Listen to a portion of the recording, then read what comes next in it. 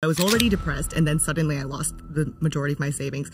So I just spiraled into a deep depression at that time, and I just couldn't be alone with my own thoughts, and I was constantly like trying to stay busy, but you have to come home and be alone sometimes. So I just decided to start posting on YouTube and Twitter. Sam Bankman-Fried reached out to you after his stuff had fallen out? So he followed me back when he was still the golden boy of crypto, back when he was still worth tens of billions of dollars. And so that was in September 2022, just because I was leaking. Because he went crumbling down like 1 month after that, basically. Yeah, basically. Yeah, because I was just leaking information about another crypto company, which apparently he was interested in potentially buying, because at the time he was white knighting and pretending he was saving all of these falling crypto companies. Meanwhile, his company was just a house of cards. Welcome to the Mindful Leaders Podcast. I'm your host, Dylan Venus, and today we have a guest named Tiffany Fong on the show. Now, Tiffany is the girl who actually connected with Sam Bankman-Fried prior to the downfall of FTX and his whole entire company basically collapsing. She became a good friend of his and actually was the only journalist allowed to interact with him and go to his house during his house arrest. Some say she actually was the reason that he ended up getting taken off house arrest and put in jail. We're going to talk about what she thinks about him being in jail. Has she talked to him since then? Have they had conversations? And what does she think? What happened during the trial? In fact, she's even going to share what happened when her mom saw her and she showed up to the trial in New York City. We're also going to talk about how she collects criminals as friends, guys like Shkreli and many others. This is a really fascinating interview and hope you enjoy. Tiffany. Dylan. Okay, so I was excited to talk with you because you are like, you just said right before we started, a loose cannon. I am a loose cannon. I'm unhinged. Are you? So you just said you record all your content laying in bed. Yes. You're like, I'm just going to vape on here. No big deal. I think you're the first person to vape on the show. Sorry. So your stuff's a little crazy. And I think that from my perspective, the kind of the tick in your virality on social media and this kind of like journalism-esque thing you do was like SBF. Okay, what were you doing before that? Were you doing any of this stuff? And then like what triggered that? I wasn't doing any of this stuff. I had no aspirations to be an influencer or a citizen journalist or anything like that. I just actually had a bunch of e-commerce stores. I mean, I don't even want to get into that because I'm not selling a course. I'm not benefiting from that whatsoever. But that's all I was doing after college. I did go to college. I have a degree. I went to USC. So I'm educated, okay? But I wasn't doing any social media stuff really. And the trigger was that I lost the majority of my life savings to a fraudulent crypto company called Celsius. Have you heard of Celsius? Yes. Well, one of my favorite energy drinks. We love Celsius, but not the energy drink, sadly. No, you like the energy drink. You don't like the other one. We are okay with the energy drink. We are not okay with the company, the crypto company, Celsius Network. So that basically turned out to be a Ponzi. But they were offering you yield on your crypto if you were to leave it there. It was basically a crypto bank, which is stupid in theory, but I'm greedy and I liked the yield. That was a terrible decision because I left 3.1 Bitcoins and 11.6 ETH on there, which when I deposited was close to $250,000. And it was like the lion's share of my savings. So that collapsed in June 2022. Right before that, I was going through the worst breakup of my life. So I was already depressed, and then suddenly I lost the majority of my savings. So I just spiraled into a deep depression at that time. And I just couldn't be alone with my own thoughts. And I was constantly like trying to stay busy, but you have to come home and be alone sometimes. So I just decided to start posting on YouTube and Twitter. I had no following. I had never posted a video before, but I just made a video about how much money I had lost to Celsius. But I was expecting no one to watch it because I had no followers. But that actually got like several thousands of views and tons of comments from people who had also lost money. So I was like, okay, I'll just make more updates on what's going on with this bankruptcy. But that turned into employees inside of that company starting to leak me sensitive information like internal all-hands meetings and transaction histories and all these intense files. So I started posting those on social media. And that somehow piqued Sam Bankman-Fried's interest. And if people don't know who that is, he's now basically, I guess, the Madoff of our generation. He was the CEO and founder of FTX. And that has turned out... And your dear friend. My dear friend. Yeah, so I mean, him following me set off this whole different trajectory in my life where I was going over and interviewing him throughout his house arrest. And I guess that's probably where most people have heard of me, I suppose. But I guess I get deemed a citizen journalist or a crypto influencer, even though I don't even really like crypto that much. But yeah.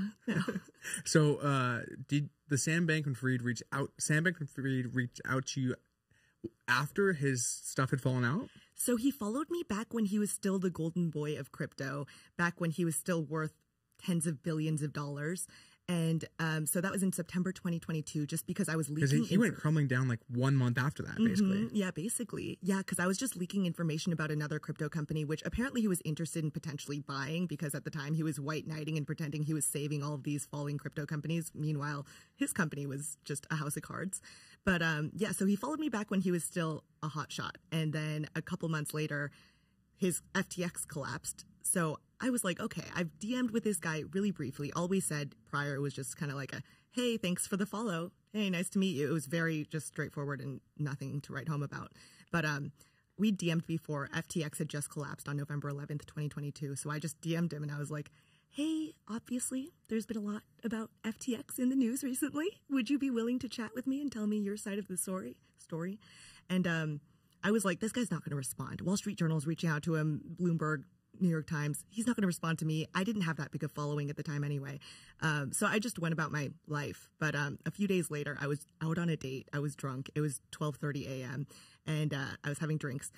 And I got a message from Sam being like, hey, happy to chat, free for the next hour or so for what it's worth. Sends me his phone number. And I'm like, I can't reschedule with this guy. I have to run home drunk and hop on a phone call with like one of the, I guess now biggest criminals of our generation, financial criminals. He didn't kill anyone, but I guess that's debatable. Some people feel like obviously financial fraud is equivalent. Some people killed themselves too over it. Yeah, exactly. So I don't want to say anything that upsets too many people, but yeah, so that's how that began. It just started with a phone call, turned into a couple of phone calls, and then I didn't think he was ever going to speak to me again. The first phone call that I posted on YouTube got him into deep shit. He admitted to me that he donated a lot of money dark to Republicans, which was not public prior. So that got cited in an FEC complaint against him and turned into one of his 8 initial criminal charges from the Department of Justice. So I was like, this guy is not going to talk to me again.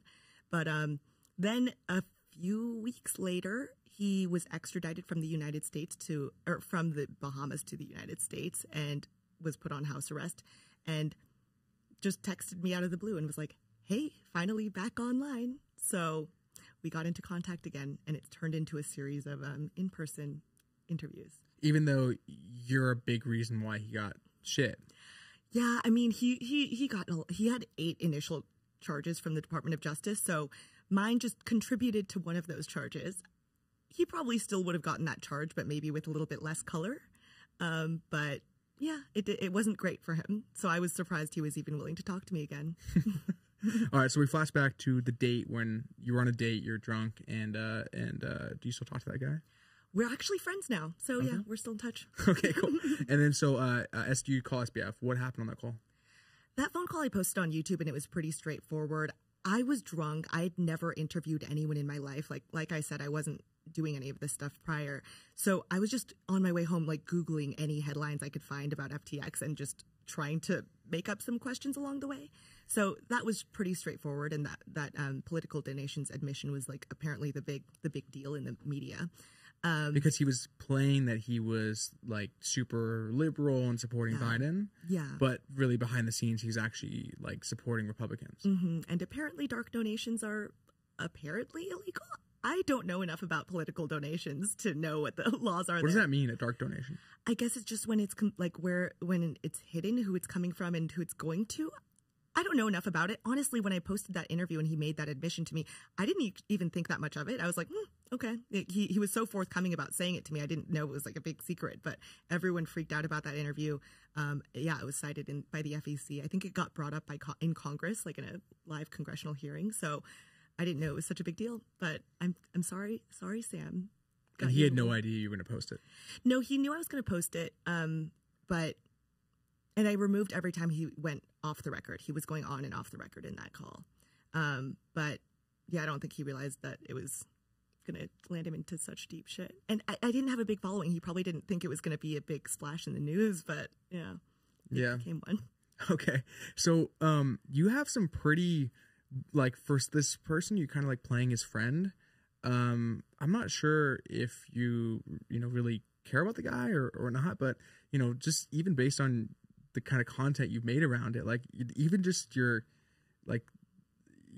titles and stuff. I don't know how you feel about it, but like some of your YouTube videos, like SBF moms hate me, SBF's mom hates me, His mom does hate me, SBF's parents involvement, SBF life in prison. Like, you're really leaning into it. Why does his mom hate you, and how did that happen? Well, because I was visiting Sam pretty regularly throughout his house arrest.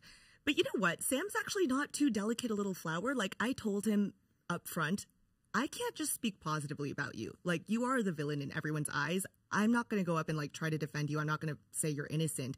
I just have to be unbiased when I talk about you. So I told him that up front, and he was like, yeah, that's understandable. I mean, he's very oddly understanding. I mean, I would have thought that first interview was enough for him to not want to talk to me, but he completely understood. I even asked if he was mad at me, and he's like, it's fine. Like, so he's very understanding. So I told him up front, and he also had told me at certain points, he was like, I appreciate that you tell me up front that you're not going to be positive about me, because there are some journalists who approach me and say that they're going to try to do a really nice, positive story about me, and then it turns out not to be so.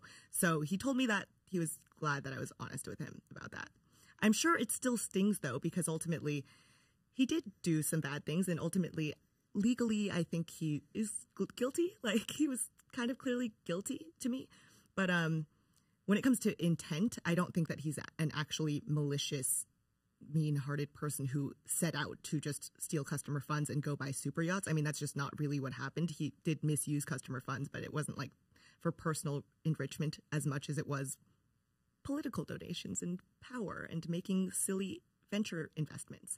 But yeah, so I do have complex thoughts on Sam, because I did go over to his house several times over his house arrest, and we did just have some human conversations. Like, I saw him have some sort of emotional breakdowns about the prospect of maybe spending the rest of his life in prison, and how things could have gone differently if he had made some different decisions along the way. And I know that saying that I developed a close friendship with Sam isn't like the most positive thing to say publicly, but yeah, just to be honest, it's like if you're spending that much time with someone and talking about such emotional topics, I feel like it would be weird for me not to feel any sort of human empathy for him. So yeah, I do honestly, at the end of the day, consider Sam a friend, but I also do have to separate that when I'm talking about like what things he's done. So if you do watch my YouTube channel, I don't think a lot of people would even know that I consider Sam a friend, because I have been very intentionally unbiased about it. So it's complex. But yes, his mother is not a fan of me. I don't think his mom ever liked me from the beginning. I think largely because I don't have the whole like stamp of being a New York Times journalist or a Wall Street Journal journalist. So she didn't ever seem happy to see me when I was there. She'd kind of pop her head into the room every once in a while and see that I was in there and just shut the door in my face when I tried to introduce myself. And then I did notice that Sam would sort of invite me over when his parents were busy or not going to be around. So, I mean, I'm sure people will read into that what they would like, but yeah, so I always got that feeling. But I ran into Sam's mom during his trial, because I went to every single day of Sam's criminal trial in New York. And I tried to, like, not just say hi, but I just saw she obviously wasn't doing well. And I was like, hey, I'm really sorry. This must be a really hard time for you. I'm Tiffany, by the way. And she was, I don't know if she's confusing me for someone else, because she started going on an outburst about how I wrote a very unfortunate article about Sam. I don't know if she meant a YouTube video, but she just kept saying I wrote a very unfortunate article about Sam. But either way, Mom is not a fan of me, but I think Sam and I are still on okay terms. So you never met his mom outside of going to trial?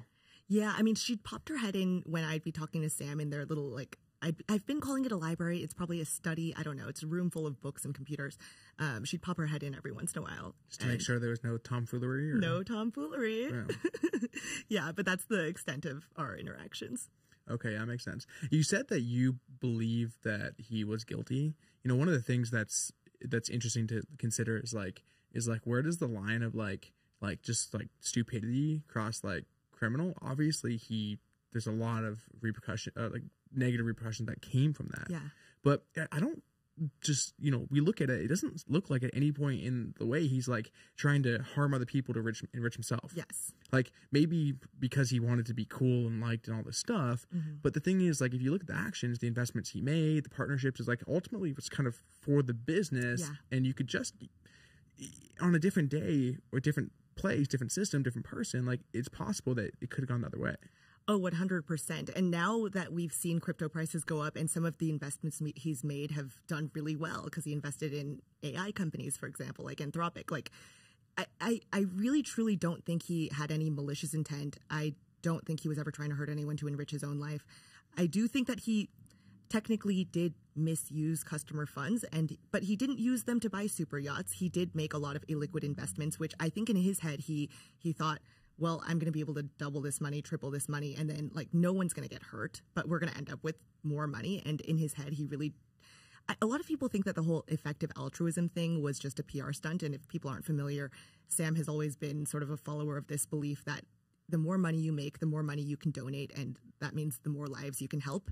And some people think that was a PR stunt and just bullshit, but over the time I've talked to Sam, he brings it up in every conversation, even when it's not a recorded conversation or anything like that.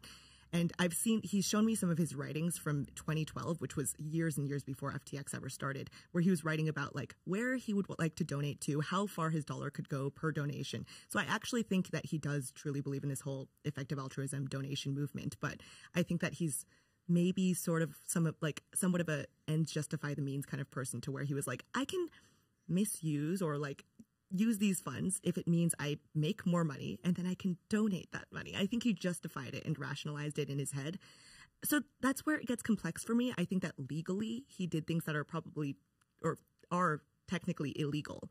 But do I think he's like an evil, malicious person? I certainly think he's reckless and careless and overconfident. And yeah, I think that he's not, those aren't positive things, but I don't think that he ever intended to hurt people. So that's why ethically I do feel conflicted about how I feel about him as a person, because I'm like, I don't think you're evil. I think that you're somewhat misguided. Which I think a lot of there's a book called How to Win Friends and Influence People by Dale Carnegie, and in the second chapter he mentions that basically don't criticize, condemn, or complain, because the thing is, anytime you're criticizing someone, most people, you talk to most criminals, they're going to say, I didn't do anything wrong. I was innocent, even when they did do a crime, because people convince ourselves, we justify it. Have you ever had employees in your companies? I have not. Okay. So I don't know where your companies are at, and I'm curious to talk about that. But, on my end, I have people that stole a lot of money. And when they're caught for stealing, the justification is, well, I actually was taking this as commission for this deal. Like, they find ways to justify it. So in the sense of what Sam's been able to do and these other things, even with like these other scams like Logan Paul and some of these other things that have gone on, it's like there's always that side of justification that someone will live by. Yeah. Right.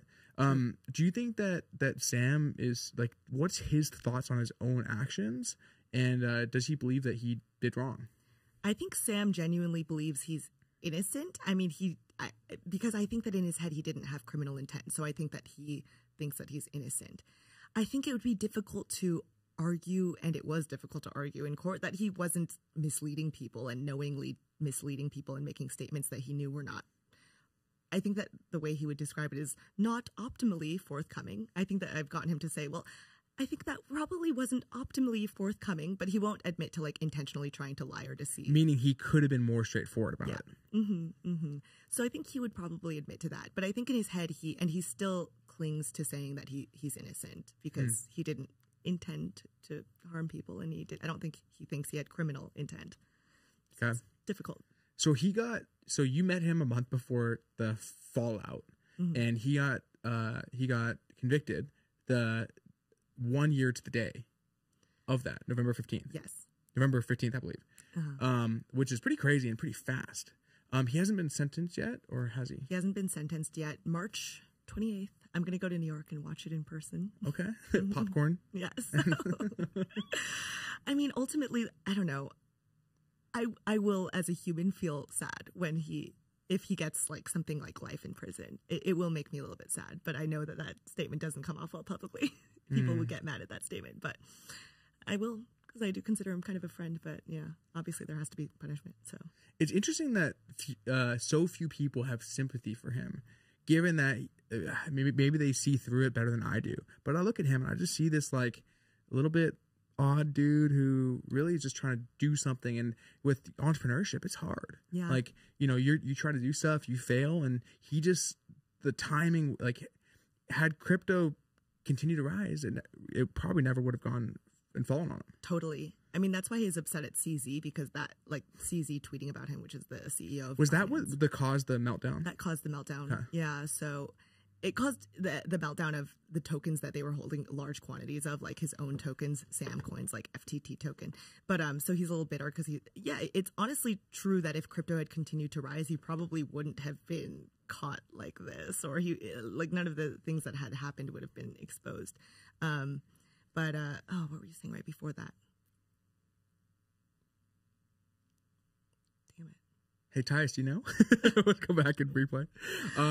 Yeah. I guess just with but sympathy.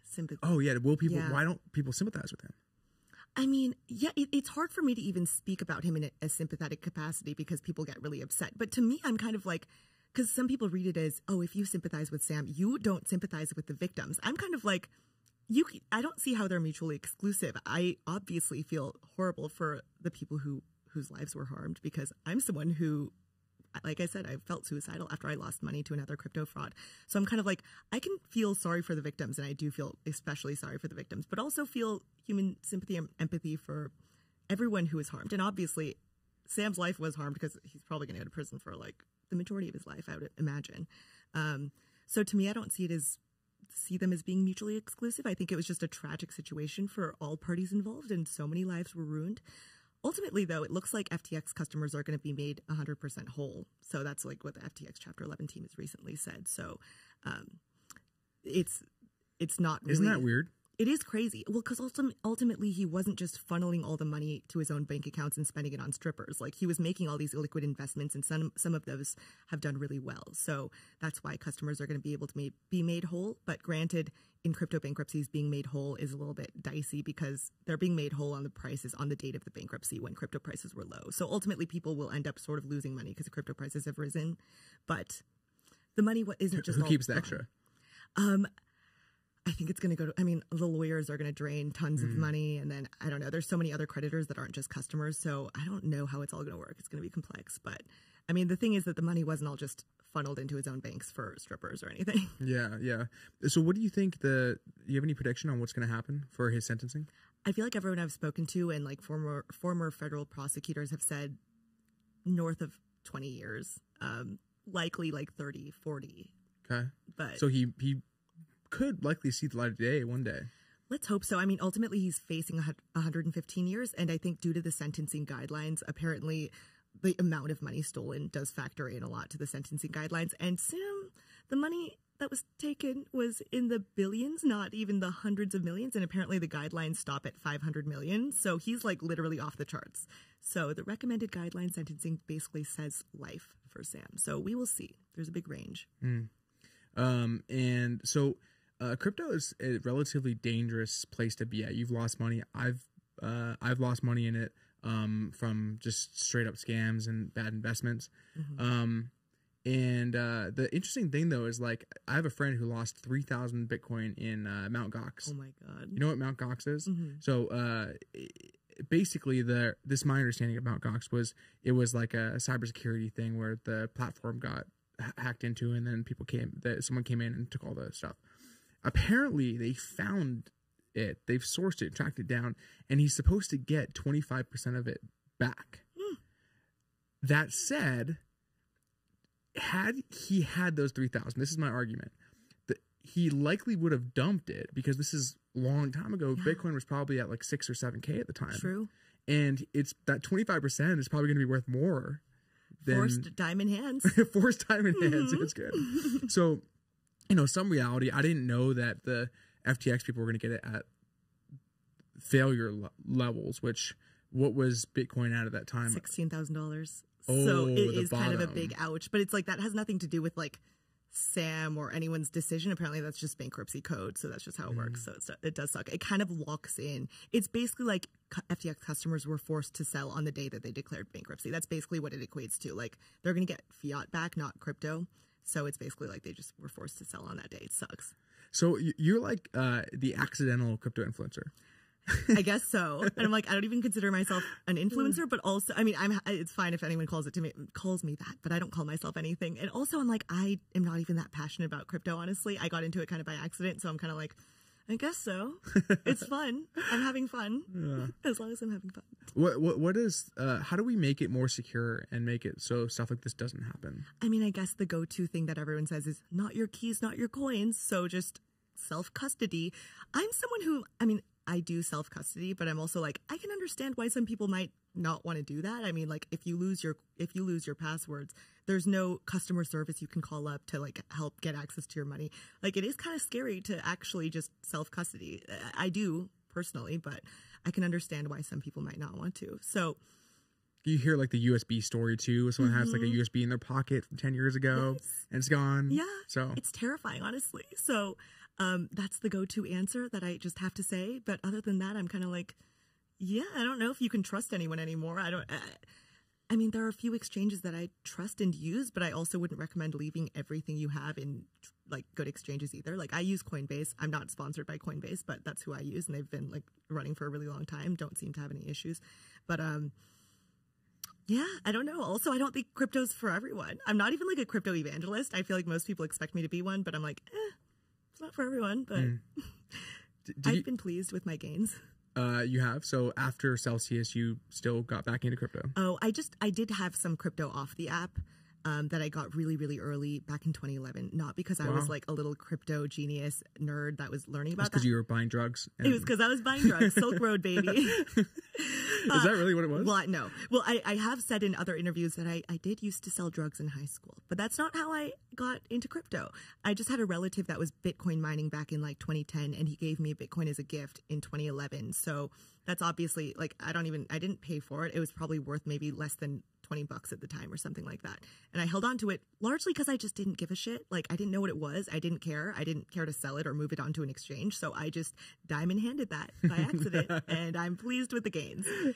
Obviously I left a lot of that in Celsius. Like, a lot of the crypto I accumulated over the years was left in Celsius, but I have some off the app. So in terms of my buy-in price, which I guess was negligible, and where it's at now, I am pleased with the gains. Nice. But I can understand why some people might be hesitant to buy crypto right now. So. Sure. Have you seen this guy? His name's Johnny Hamchuck. No. He it's not related to crypto, but he just goes around to people on the street and he'll film them and he'll be like, "Sorry, I'm late, guys," and then they'll just be like two guys who are like, "Who are you?" But he says he's on that crypto. I don't think he's like referring to like saying it's like a drug. I don't know. That's funny. But you just said like this is before I was on crypto, so it made me think of this guy. On crypto, yeah. There was a Super Bowl commercial, I think last year or the year before, where it was FTX. I don't know if this is real. Have you seen it? Where there's like Larry David commercial? Yes. That was real? Yeah, that was real. I mean, FTX had huge celebrity influencers or I don't know, sponsorships, whatever. They had Tom Brady, Larry David, Gisele Bündchen, Steph Curry. Yeah, they had huge celebrities. And then there was the fallout, which was the $1 billion lawsuit. Oh yeah. Which seems a little nuts. Like a whole bunch of these people got listed on $1 billion lawsuit, which is just a frivolous way for these attorneys to get free press. Yeah, I think so too. I mean, even like influencers, like people, that we know. Get wrapped up into it. And, I know. And even people, that had very like arm's length distance to stuff got wrapped up in it. Heck, we were having this conversation a year and a half ago, and then the podcast goes out. It's like we could have got wrapped up in it. I don't think you got wrapped up into it. No, I didn't. No. So. God. I mean, I'm not someone who really places all the blame on them. I'm assuming they didn't know anything was wrong. Obviously, it would be wrong if they knew that FTX was a house of cards and they were promoting it, but I don't think that they knew. So I'm kind of like, yeah, probably should do better due diligence and be more careful about what you promote, but I don't think. But what is the due diligence? That's the thing. That's the thing. Yeah, it's like Sequoia didn't even do. Everyone says you should have done better due diligence. Like even CoffeeZilla, he comes in, he's like, do better due diligence. Like what due diligence would you have done that would have ever discovered that? I do agree with that because it's like, yeah, if these big funds like Sequoia can't even do enough. Oh no, due that wasn't diligence- that. It was like a football. Okay. Yeah. If Sequoia can't even do enough due diligence and they invested like $200 million into FTX, it's like, what are these influencers supposed to do? But I guess for me, I don't take crypto or finance sponsorships. I mean, that's just my safe way to go about it because I don't want to accidentally promote something that's a fraud. But not everyone's going to do that. But I don't know. I don't think there's like an easy solution to doing due diligence because obviously if you ask a company, even if they send you like their balance sheet, they could have just fabricated the balance sheet. So I'm like, I don't know. I don't know what the answer is there, but yeah, I'd like to have like even Steven, like if he comes out and says like this is the due diligence you should have done, but the thing is I believe it's just clickbait. Like, you know, those are some of his most viewed videos, and it's really like it's really unfortunate that other people get wrapped up and caught in this because of that negativity sells. Totally. So, well, that's super interesting, and it'll be interesting to see what happens when he gets sentenced. And you know, for his sake, hopefully the best. Now, if you didn't get kind of wrapped up in Celsius and SBF, where the heck are you doing with your life? I honestly have no idea. I mean, I was so depressed after losing that money, but I was also going through a breakup. Too. Yes, I was honestly more upset about the breakup, and then the money was like a cherry on top. So I was already just doing badly. I didn't really know what I wanted to do with my life. I mean, I went to college. I went backpacking for a few years. I hoped that would just make me endlessly happy, just having freedom and being on islands and being in Thailand and whatever. It didn't make me happy. It made me feel unfulfilled. I wasn't really doing anything productive with my life. So, I mean, backpacking is how I met a bunch of people who were digital nomads, and they taught me how to set up little online stores. So I've tried a bunch of those like different e-commerce business models. Like I've tried drop shipping. I've tried selling digital files. I ultimately ended up just making a shit ton of print-on-demand stores, and those are what's running. So I'm not actually running like some big business. I just have a ton of little print-on-demand stores. And you still have them? Yeah, they're still running. I don't even log in anymore, but that's what's nice about them. Like I'm still making some side income on those. It's not a ton, but like it's enough to usually kind of cover some of my rent, most of my rent. So I'm still making money on them, but I wouldn't even consider myself a businesswoman, and that wasn't really my passion. It was just like, I'm glad I've found a way to earn some passive income, but like I didn't know really what to do with my days, and I was in that relationship, and it became like totally all consuming to where that was my entire life, just hanging out with my boyfriend, which is obviously unhealthy and was like kind of codependent. So that ended, and I don't know what I would be doing if I didn't find this. That's why, honestly, as much as I lost what was once $200,000, and we've gotten payouts now, and I only got like $50K out of that, so I'm still down like $150K. I lost a lot of money, obviously not a positive experience, but I feel like I have gotten a lot out of it. Like it's become I've managed to turn it into something kind of positive because now I have this little YouTube community, and I have all these strange little adventures with criminals now. So it's brought some excitement into my life. So I'm kind of grateful for it. I don't know if that's a weird thing to say, but I'm grateful for it. Has this little personal brand content thing that you've fallen into earned you enough to recover what you lost? A lot of people think that it has, but I curse and I vape so much on my YouTube channel that my RPM is so low. Oh God, I was about to curse. I shouldn't curse. My RPM is really low, so I make practically nothing on my actual YouTube videos. I do have a couple of sponsors, but I also don't take crypto or finance sponsorships, which are the majority of the sponsorships I'm offered. So I've turned down insane amounts of money, and I'm not nearly being back at what I had in there. But ultimately I'm seeing it as like, okay, it's a side income source, and it'll hopefully last for a decently long period of my life. Even if I don't make a ton of money off of it, I find it fun that I've been able to meet cool people from it. So I'm kind of like, I don't know that I was like that much happier when I had the extra $200K in my bank account. That sounds so stupid and probably ungrateful, but I'm kind of like, I don't think it made me happy, like having that money in my bank. I wasn't looking at it every day and being like, oh my God, life is amazing. I was like, this is good. I feel comfortable, but I still felt unfulfilled. So now I feel like this sort of little hobby that I've gone on has given me a little bit of fulfillment. I'm still not totally there yet, but I think it's been overall good for my life. So what you're describing is a couple little side income streams. How do you live if you just have two side income streams? The months with sponsorships are like inconsistent. I don't know. You do content too, so I guess I don't know how consistent yours is, but I've had some really good months. Like the month that I went and covered Sam's trial, that was a really good month to where I'm like, that can last me for a decently large amount of time. And honestly, I still have some crypto off of that I didn't put in Celsius, so I still have crypto, which has obviously gone up a lot since back when I got it in like the early 2010s. So I'm okay. I'm doing okay. I'm not that worried, honestly. Okay. Yeah. So through this, you've had a chance to meet and cover some other interesting people. So Martin Shkreli. Martin Shkreli. I just began collecting criminals. So we got Sam Bankman-Fried. We got Martin Shkreli. Sometimes I'm just kind of in it for the bit. I just think it's a good bit. And I'm like, I'm going to run with this bit. So I befriended Martin Shkreli. What other criminals? I recently just chatted with another criminal named Ray Trapani. He did this other crypto scam called Centra. There's a Netflix documentary on him called Bitcon. Oh, yes, I saw that. So we've become that friends. guy is an interesting character. He's interesting. And he got away with all of it. He didn't get any jail time. Yeah, because he ratted on his he's such a rat. That guy is such a rat. I know. He is. He's very charismatic.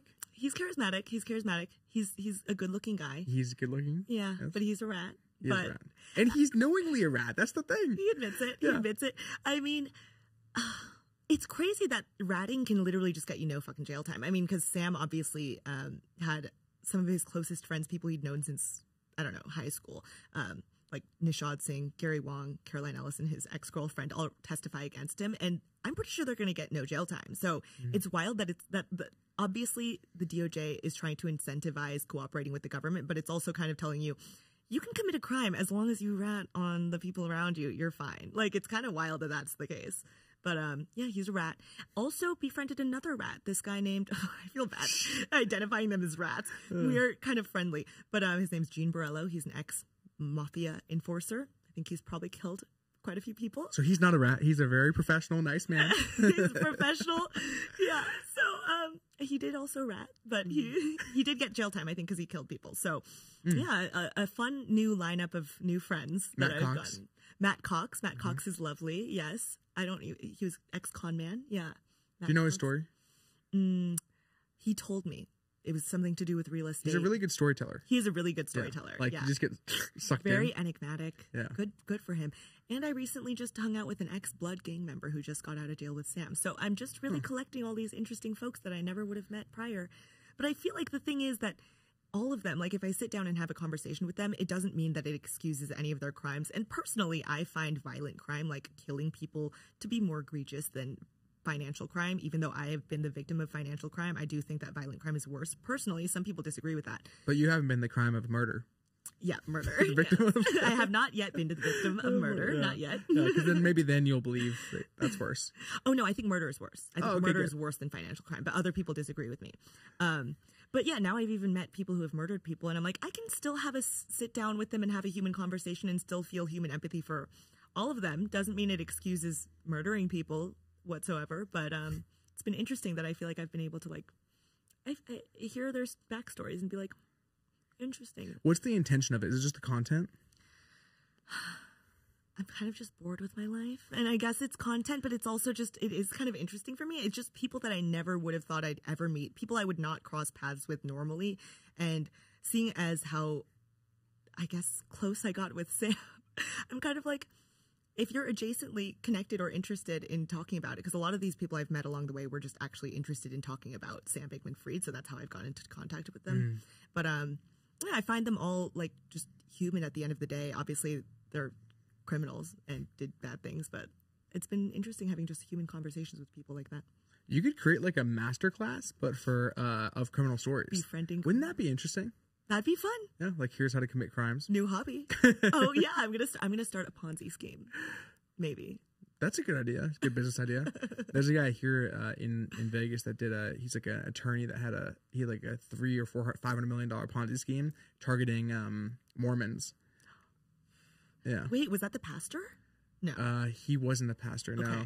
Okay. It was like, I think 2 years ago, cops came to his house. They shot up the house. Oh he got shot. Then he got granted to be released on bail. Wow. But then they like last minute, like an hour before he was supposed to get out for bail, they canceled it. So now he's been in jail waiting to be sentenced or charged. But I hadn't heard about that. I need to befriend him. Yeah. Oh yeah. Another one. New friend. So one of the things that I think that you are, you have a very particular charm to you, where you have the ability to become friends with these people. Is it an act? Is this just you? Or like, are you doing this to get in these circles so you can use them to then whatever? I mean, I feel like I'm fine with being friends with anyone. I mean, even just as a friend, I'm a non-judgmental friend. Like if one of my friends did something really bad, I'd be like, I'm on your side. You're my friend. So I think I'm, first of all, kind of just a non-judgmental person. I've also done a lot of illegal shit in my life. Never anything as bad as like stealing $8.7 billion or like murdering anyone. But like I said, I used to sell ecstasy when I was in high school. I've done things that are illegal. Dude, you sold like real drugs. I sold like pot. Did you? Yeah. Dude, I think I'm probably too dumb to have actually sold anything that I'd have to measure out or anything. It was easy to sell pills because I'm like, I don't know. It's a triple stack Maserati. I'm like, I don't know enough about what's going on. I was like 14 or 15, but that could have landed me in some hot water. You were selling ecstasy at 14? I was, and I was doing a lot of ecstasy at 14. It probably fucked with my brain. Did you come from like a broken family? Like... No, I just remember I grew up in Vegas, and I remember going to a rave and someone handed me an ecstasy pill and they were all doing it and I did it. And I remember feeling like, this is the happiest I've ever felt in my entire life. I've never felt anything remotely like this. And I loved it. Obviously, like, wasn't a good idea to do at that age. But to me, I was kind of like, yeah, other people got to try this. It was so stupid. I was 14 or 15, guys. Like, please don't judge me. But that's the thing. I mean, I wasn't from a broken family or anything. It did become a business opportunity because EDC moved from LA to Las Vegas during my high school years, and I was the only one with a plug for ecstasy. So people were looking for it. I had the plug, so I began to sell it. So it was more a business decision. I'm an entrepreneur. But yeah, I mean, so I've done things that are illegal. If some of my friends have done things that are illegal, I'm kind of like, I'm not going to judge you for breaking the law. As long as you didn't intend to harm people, I can kind of understand. I sound like I'm like, I sound like I'm trying to say that crime is okay. I think you're just empathetic. Like you can put yourself in their position. I think so. And a lot of these people I've talked to, like the Ray Trapani guy who I chatted with, and he was in that Big Con documentary. Like, he was telling me about how he was molested from like ages 8 to 12. And the blood gang member I was talking to, he obviously grew up in a really rough part of New York. I think he grew up in the Bronx and like obviously was in poverty and got into a gang. Like, I don't know, these things I can understand where they're coming from. It doesn't mean that it's fine to kill people. It doesn't mean it's fine to do whatever people end up doing. But I'm kind of like, I can understand and empathize with it. Yeah, exactly. So it's definitely not an act. It is completely real and genuine. Okay. Yeah, it makes sense. So you're not like talking to them, trying to get the next best story? Well, oftentimes when I've talked to these people, the initial reason why we're talking is because we're going to do like some interviews. So like the mafia guy, for example, he had just gotten out of jail with Sam Bankman-Fried. And I obviously wanted to hear about what was going on with Sam in jail. So he came and told me stories, and he told them to me on a recorded interview. So like the initial reason that we get in contact is usually because of an interview. It's not because we're just like, do you want to be friends? But yeah, and then we develop friendships. So I was just talking to Jean today, and like now I'm friends with all of them now. Someone else you've met is Jill Biden's husband. We have met POTUS. I have met POTUS. Yeah, that was just a completely random. You made sure your hair smelled nice. I made sure my hair smelled nice. We know that the POTUS loves to smell some hair, although I'm probably a little too old for his taste, but he loves hair. No, that was just someone who randomly emailed me. I got an email that said, invite to the White House Christmas party. And I was like, this is a fucking scam email. This is a scam. And I just opened it. It was a long email. So I was like, okay. I responded, this sounds like a scam. Is this a scam or a ploy to kidnap me? If not, then send me, and I made him send me a selfie of him holding up his government ID. I made him email me from his .gov email address. I made him just go through a bunch of hoops, and he did them all. And I was like, oh, this is real. And he also sent pictures of him at past Christmas parties. So I was like, this is real. So he basically just wanted a +1. And I told him, no funny business. This is not romantic between you and me. If you expect anything romantic, find someone else. But if you want me to attend and eat the free food, I'm happy to come. And he said yes. So flew to D.C. and went to the White House. And that's now your current husband? And now we're married. Joking. I was alone on Valentine's Day yesterday, so it's okay. But yeah. Did Sam call you yesterday? Sam has not called me from prison, unfortunately, but we are, I guess I'm not supposed to talk about the contents of our conversation, but we are back in touch. He has reached out to me in another way, and that sounds really scary. Okay, I'll just say he emailed me. That sounds like I got some secret message from another prisoner. We're in contact in email. It was in a bottle. It was in a bottle up someone's ass that got out of prison. No. So we're on good terms, and he did reach out from prison, so we're okay. Okay, cool. My number one criminal. Oh. Well, hey, thanks so much for coming on. This has been fun. How can people go follow your antics and news? Thank you, my antics. I'm on YouTube at Tiffany Fong. I'm on Twitter at Tiffany Fong with one underscore. I guess if you just look up Tiffany Fong, TIFFANYFONG. It's the one with all the articles and news. Lots of articles. Yeah. Especially that really mean article you wrote about SBF. I know that very unfortunate article. Yeah. Yes, thank you for having me. Cool, thanks. You didn't.